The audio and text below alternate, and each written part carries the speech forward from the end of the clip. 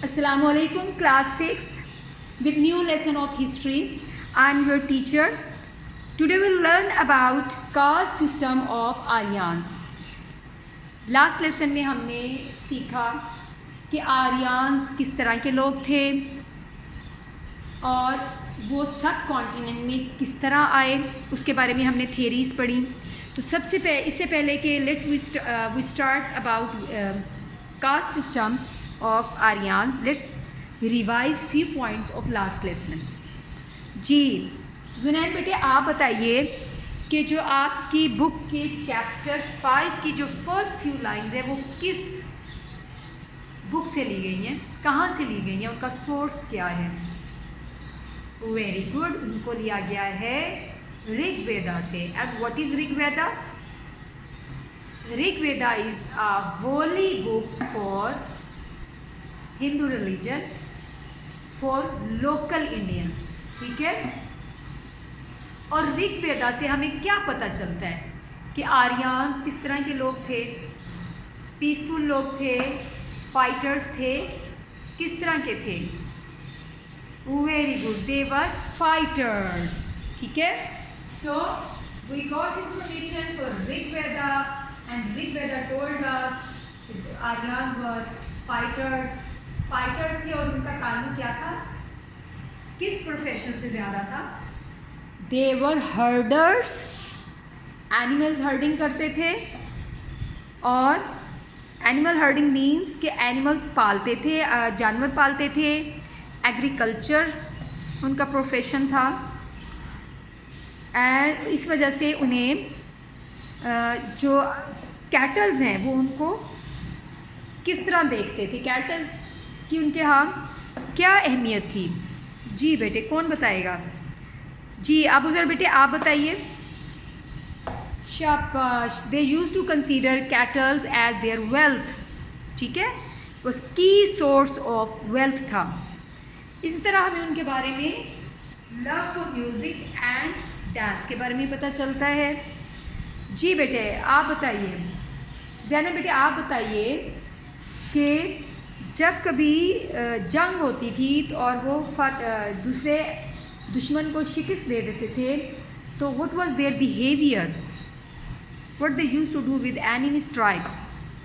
They used to enslave them. Very good, they used to enslave enemy tribes. और settlement के बारे में, उनकी सेटलमेंट के बारे में हम क्या जानते हैं? What type of settlements they did have? Settlements, their settlements were simple village life and their houses were made up of wood and mud, ठीक है। और उनके influence when they started influencing South Asia, तो that period had a specific name. What is that name? Who will tell me?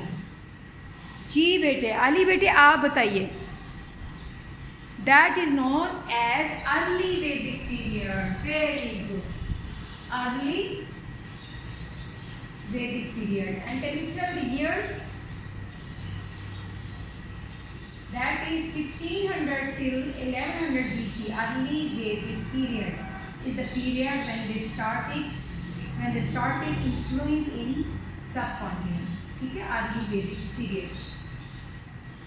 जी इसके बाद फिर हमने we learn about Rigveda. Can we consider Rigveda as historical evidence, as a source for historical evidence? और Rigveda is accurate source, historical source for events? क्या ऋग्वेदा को हम history पढ़ने के लिए एक सबूत के तौर पे ले सकते हैं? जी कितने बच्चे कहते हैं yes? If you say yes give me the reason. जी very good, because they are folk poems and stories, they are reflection of society. जैसे हमने बचपन में स्टोरीज़ वगैरह और नज़में सुनी हैं, पढ़ी हैं, तो वो सोसाइटी को रिफ्लेक्ट करती हैं। बट दोज हु से नो, वो क्या इसके बारे में, what evidence, what logic they can give about it, they are not accurate source of history. Somehow they can tell us about history, but they are not 100% correct. So this was all about the Rig Veda. Then we studied about origin of Aryans. इसमें 3 theories हमने पढ़ी हैं जी। सबसे पहले theory कौन बताएगा जी, आप बताइए। आयशा बेटे आप बताइए। First one theory is they invaded South Asia, so they came as invader। और इस theory को पेश किया था एक ब्रिटिश आर्कियोलॉजिस्ट ने when he came across a mass grave जिसमें 39 skeleton पाए गए थे। तो he thought कि they were killed in an invasion and they were buried together in a mass grave. But later it was proved that those 39 person were not killed, they actually died because of disease. So this invasion theory was failed. Then there was Aryan migration theory. इस theory के मुताबिक they moved from areas around Caspian Sea because of climate change, and they came down towards north of South Asia. South Asia के north में आए, इसीलिए जो India और पाकिस्तान का नॉर्थ है वहाँ पर लोकल जो लोग हैं आर्यंस लोकल पाए जाते थे, और वहाँ से वो फिर स्प्रेड किए पूरे साउथ एशिया में। So this was the second theory. And then there was the third theory out of India theory. This theory states they actually didn't come from, or they didn't invade, or they didn't migrate from outside India. They were originally from India and then they moved out of India. मतलब वो India के local लोग थे और वो India से बाहर की तरफ फैले। ये नहीं है कि बाहर के लोग आके इंडिया में आबाद हो गए। So these were the 3 theories about their origin. Now we will study about the Vedic caste system। ठीक है, Vedic society, which is Aryan society, was divided into 4 major castes. Vedic word is related to Aryan, ठीक है। Vedic period means वो period जिसमें early Vedic period when they started influence, then there is then middle Vedic period, then later Vedic period, ठीक है। middle दरमियानी अरसा और later जबकि वो पूरे इंडिया में छा गए और उनकी जो है सोशल नॉर्म्स वगैरह जो है वो पूरे इंडिया में फैल गई। So the Vedic caste system. Caste system means they divided the society into 4 caste. Vedic caste system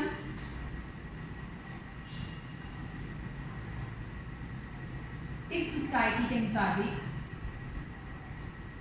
there are 4 types of human beings: ब्राह्मण, क्षत्रियास, विशाया एंड शूद्रास।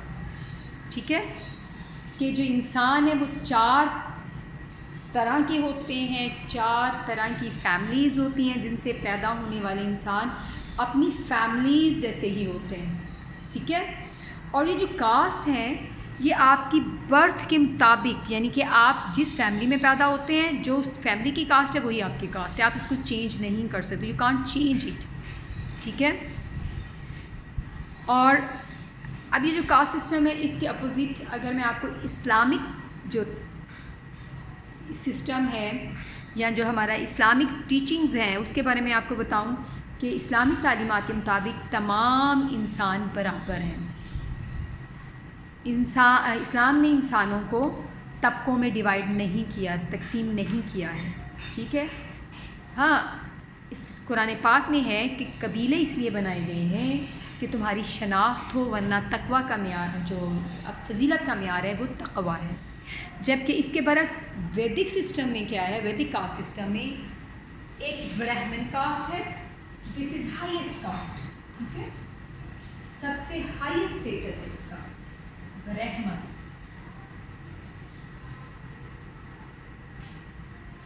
ब्राह्मण कास्ट है, then is Kshatriyas,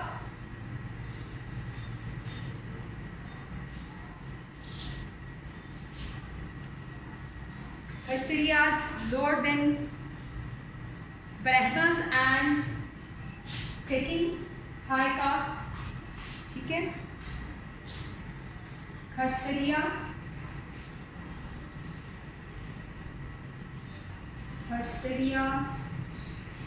then there is Vishaya,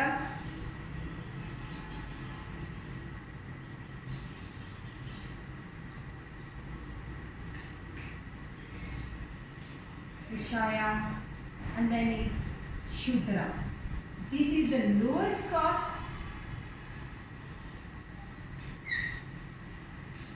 अब जो ब्राह्मण हैं, they are priest.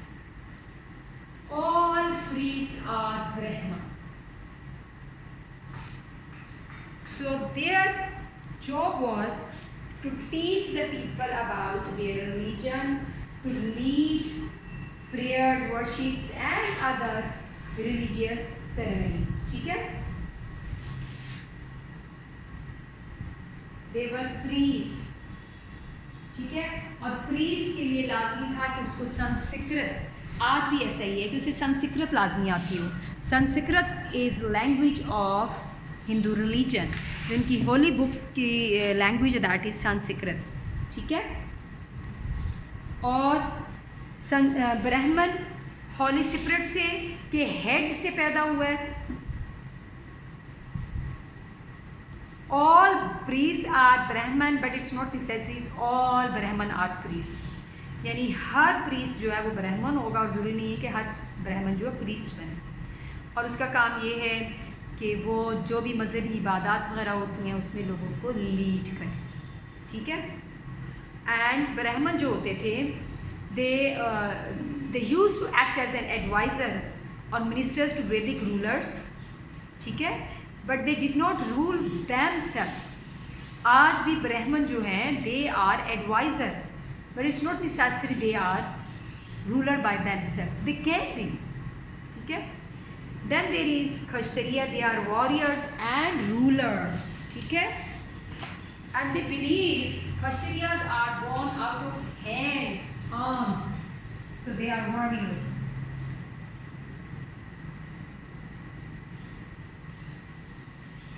Warriors and rulers.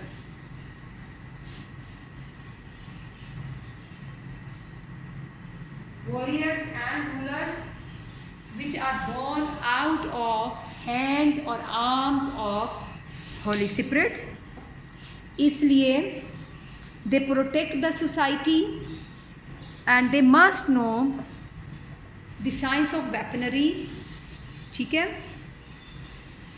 और उन्हें government करना आना चाहिए, जंगें करनी आनी चाहिए, हुकूमत करने के तौर तरीके आने चाहिए।